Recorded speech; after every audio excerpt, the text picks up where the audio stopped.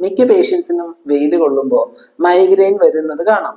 Main factor മിക്ക ആളുകൾക്കും photo sensitivity അല്ലെങ്കിൽ ലൈറ്റിനോടുള്ള ഓവർ സെൻസിറ്റിവിറ്റി കാണാം. ഇങ്ങനെയുള്ളവർക്ക് കണ്ണിലേക്ക് ലൈറ്റ് അടിക്കുമ്പോൾ മൈഗ്രെയിൻ ട്രിഗർ ആവാൻ ചാൻസ് ഉണ്ട്.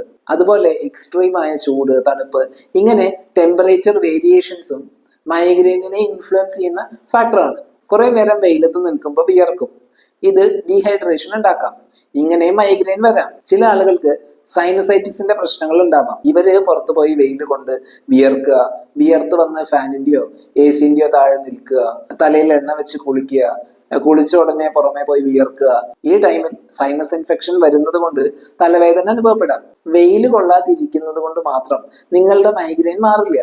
സൺലൈറ്റ് ഒരു ട്രിഗറിങ് ഫാക്ടറാണ്. പല കാര്യങ്ങൾ കൊണ്ടും നിങ്ങൾക്ക് മൈഗ്രെയിൻ വരാം. സോ വെയിലാണ് പ്രശ്നം എന്നുണ്ടെങ്കിൽ പുറമെ പോകുമ്പോൾ ഒരു കുട ഉപയോഗിക്കുക.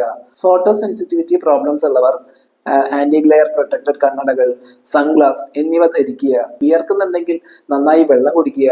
സൈനസ് ഇൻഫെക്ഷൻ പരിഹരിക്കുക. ഇങ്ങനെ മൈഗ്രെയിനിലേക്ക് എത്തിക്കുന്ന ഫാക്ടേഴ്സ് കൺട്രോൾ ചെയ്യുക.